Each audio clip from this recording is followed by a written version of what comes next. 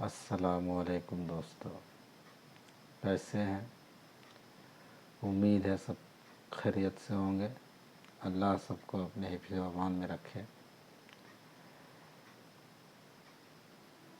जैसा कि आप सभी जो मेरे चैनल में जो देखे होंगे उसको तो पता होगा कि एक सीरीज़ चल रहा है मोहम्मद सबके लिए है। उसका पार्ट 2 और पार्ट 1 जो हज़रात देखे होंगे उसको तो पता होगा। आज हम लोग पार्ट 3 उसका सुनेंगे। और जो हज़रात अभी तक पार्ट 1 और पार्ट 2 नहीं देख पाए हैं तो वो मेरे चैनल में आके ज़रूर देखिए। और हमारे नबी किस ख़ानदान में पैदा हुए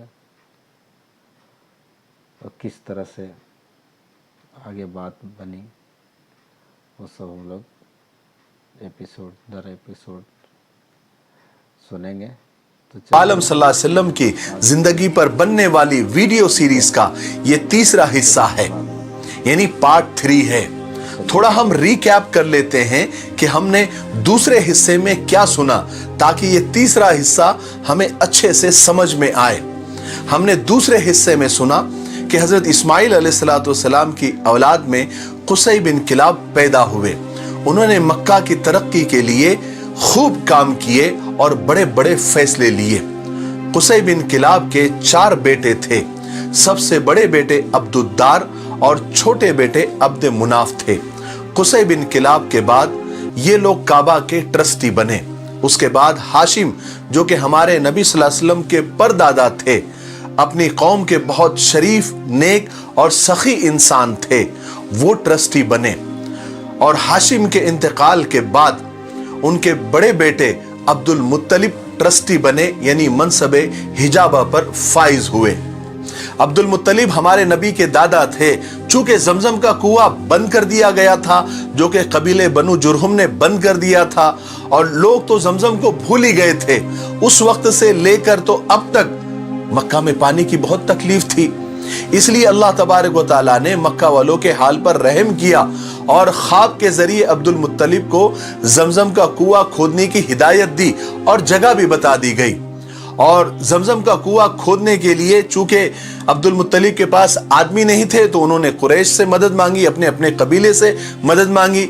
लेकिन कुरैश ने मदद तो क्या करते, अब्दुल मुत्तलिब को भी कुआं खोदने से मना किया। उस वक्त अब्दुल मुत्तलिब को सिर्फ एक ही बेटा था, जिसका नाम हारिस था।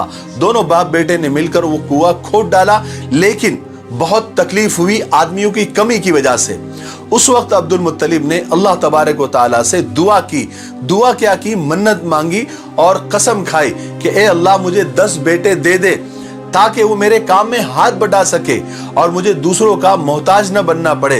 अगर ए अल्लाह तूने मुझे 10 बेटे दे दिए तो एक बेटा अल्लाह के नाम पर, यानी तेरे नाम पर मैं कुर्बान कर दूंगा, जुबा कर दूंगा।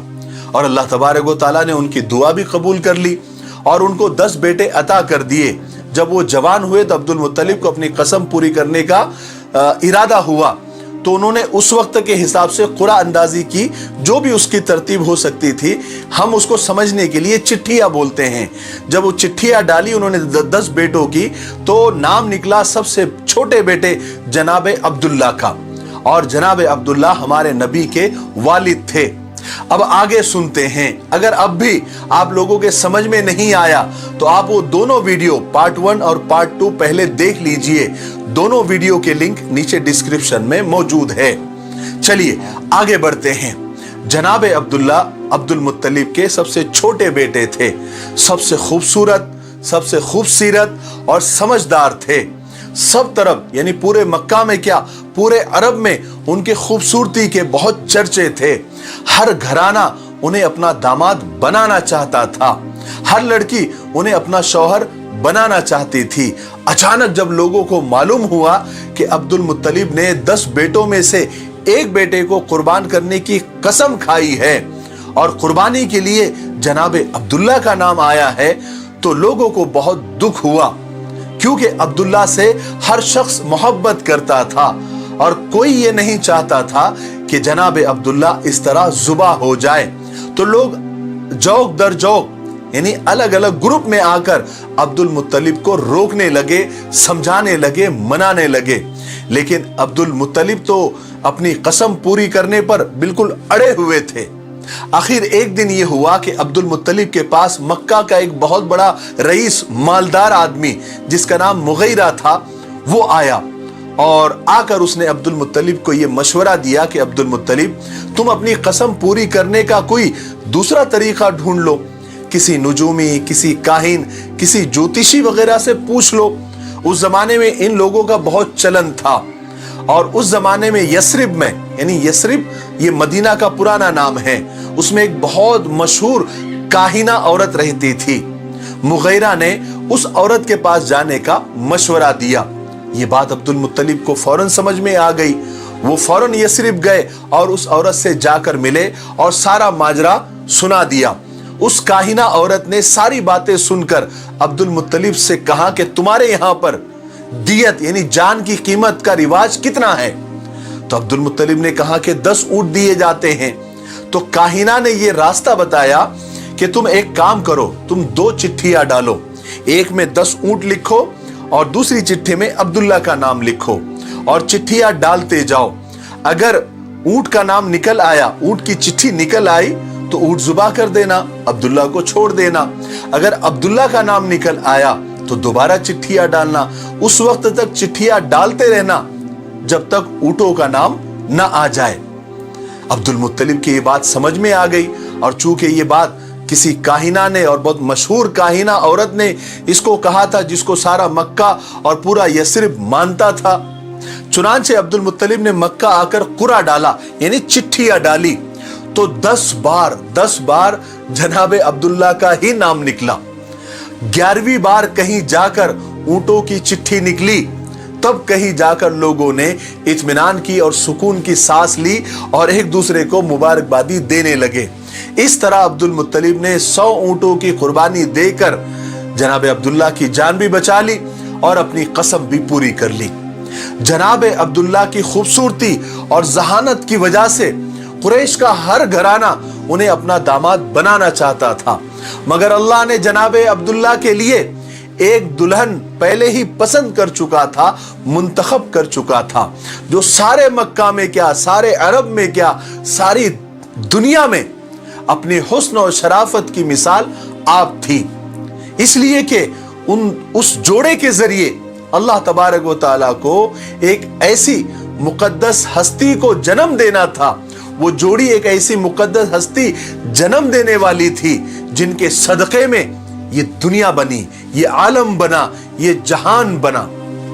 अब्दुल मुत्तलिब ने अभी तक जनाबे अब्दुल्ला का कहीं रिश्ता मंजूर नहीं किया था, लेकिन उसी जमाने में ये एक वाकया मिलता है कि अब्दुल मुत्तलिब का यमन सफर हुआ, यानी यमन का सफर पेश आया। तो अब्दुल मुत्तलिब यमन गए और वहां पर जाने के बाद वो एक यहूदियों के बहुत बड़े आलिम के पास ठहरे। एक दिन वो यहूदी आलिम अब्दुल मुत्तलिब को बड़ा गौर से देखने लगा, फिर अचानक बोलने लगा कि ए इब्ने हाशिम, अगर आप इजाजत दे तो मैं आपके बदन का कुछ हिस्सा देखना चाहता हूं। अब्दुल मुत्तलिब को बड़ा ताज्जुब हुआ, मगर उन्होंने इजाजत दे दी क्योंकि वो यहूदियों का बड़ा आलिम था। अब उस यहूदी आलिम ने अब्दुल मुत्तलिब का बदन टटोलना शुरू किया, यानी देखना शुरू किया। देखते देखते उसकी नजर अब्दुल मुत्तलिब की नाक पर पड़ी और उसने जल्दी से अब्दुल मुत्तलिब के नथने देखे और पुकार उठा कि मुबारक हो तुम्हें ए इब्ने हाशिम, मुझे एक तरफ से नबूवत का पता चलता है और दूसरी तरफ से सल्तनत और बादशाहत का पता चलता है। फिर उस यहूदी आलिम ने कहा कि ए अब्दुल मुत्तलिब, अपने बेटे का रिश्ता बनु ज़ोहरा के खानदान में ही करना, क्योंकि इसी खानदान में नबूवत के मुझे आसार दिखते हैं। अब्दुल मुत्तलिब ने बात को गौर से सुना और मक्का आ गए। सफर खत्म हुआ। उस वक्त हर घराना जनाब अब्दुल्ला को हासिल करना चाहता था और कोशिशें भी कर रहा था, रिश्ते भी भेज रहा था, मगर अब्दुल मुत्तलिब रिश्ता कबूल करने से पहले अब्दुल मुत्तलिब ने तहकीक की कि बनु ज़ोहरा में कोई लड़की है या नहीं। फिर उन्हें पता चला कि बनु ज़ोहरा में एक लड़की आमिना है जो शादी के लायक है और जो वहब की बेटी है। उन्होंने फौरन जनाब अब्दुल्ला के लिए रिश्ता भेजा। हजरत आमिना के माँ बाप खुद ही जनाब अब्दुल्ला को बहुत यानी हर तरह से पसंद करते थे। पैगाम मिलते ही उन्होंने फौरन रिश्ता मंजूर कर लिया। उसके बाद थोड़े ही दिनों के अंदर खानदान बनु जोहरा की बेटी हाशमी घराने में बियाह कर आ गई और शादी के बाद ही जल्दी ही हजरत आमिना उम्मीद से हो गई, यानी प्रेग्नेंट हो गई। फिर हुआ यह कि हजरत आमिना के हामिला और प्रेग्नेंट होने के बाद एक वाकया पेश आया। वाकया क्या था? एक दर्दनाक हादसा था। उस जमाने में एक तिजारती काफिला यानी एक बिजनेस टूर मक्का से शाम जाने वाला था, जिसके साथ जनाब अब्दुल्ला का भी जाना बिल्कुल तय था। चुनांचे नई नवीली दुल्हन से रुखसत लेकर जनाब अब्दुल्ला काफिले के साथ मुल्क शाम रुखसत हो गए। शाम पहुंचकर काफिले ने जो भी उनको लेन देन करना था, खरीदो फरोख्त करनी थी, सामान लेना बेचना वगैरह सब पूरा अपना वो निपट कर वो काफिला मक्का के लिए वापस रवाना हुआ। लेकिन अल्लाह को यह मंजूर नहीं था कि जनाब अब्दुल्ला दोबारा घर लौटे, अब्दुल मुत्तलिब अपने बेटे को दोबारा देखे और जनाब अब्दुल्ला अपनी नई नवीली दुल्हन से फिर मिले। जब यह काफिला यसरब पहुंचा तो अचानक जनाब अब्दुल्ला की तबीयत खराब हो गई और कुछ ही दिन के बाद उनका इंतकाल हो गया। उन्हें यसरिब के करीब ही एक मकाम इबवा पर या अबवा पर दफन कर दिया गया। जब ये खबर मक्का पहुंची कि जनाब अब्दुल्ला का इंतकाल हो गया है तो मक्का में कोहराम समझ गया। हर छोटा बड़ा अपना पराया, हर कोई गमजदा था, हर कोई रो रहा था, क्योंकि सब जनाब अब्दुल्ला को बहुत चाहते थे और उनकी अभी अभी शादी भी हुई थी और उनके घर बच्चा पैदा होने वाला था। मगर जिस खुदा ने इस घर को, इस घराने को ये गम दिया था, उसी घराने को खुदा एक बहुत बड़ी नेमत से नवाजने वाला था, जिसकी खुशियां हर गम पर भारी होने वाली थी। चुनांचे वक्त गुजरता गया, हजरत आमिना के यहां पैदाइश के दिन करीब आते गए। फिर वो मुबारक दिन आ ही गया, 12 रबीउल अव्वल पीर का दिन, अंग्रेजी तारीख 20 अप्रैल 571 की सुबह के वक्त दुनिया व आखिरत की बरकतें और रहमतें लेकर हमारे नबी की ज़िंदगी इतने अच्छे तरीके से तो आज तक तो नहीं सुने थे, लेकिन आप हजरात हमारे चैनल से प्रत्येक दिन आप 10 मिनट 15 मिनट टाइम निकाल के ज़रूर देखिए, क्योंकि आपके हर मालूमात चीज़ से आगाह किया जाएगा। पार्ट 3 में यानी कि आज जो हम लोग सुने उसमें हमारे नबी सल्लल्लाहु अलैहि वसल्लम के वालिद साहब का वो पर्दा कर गए और हमारे नबी अपनी माँ के पेट में थे। लेकिन कुछ दिनों के बाद 12 रबीउल अव्वल को पीर के दिन हमारे नबी इस दुनिया में तशरीफ़ लाए। अब इसके आगे हम लोग अगले एपिसोड नंबर 4 में सुनेंगे इसके आगे क्या होता है। तो उम्मीद है कि आप लोग को अच्छा लगा होगा। तो आज के लिए बस इतना ही। अब आगे अगला एपिसोड में, तब तक अपना ख्याल रखिए, अपने घर वालों का ख्याल रखिए। अस्सलामु अलैकुम व रहमतुल्लाहि व बरकातहू।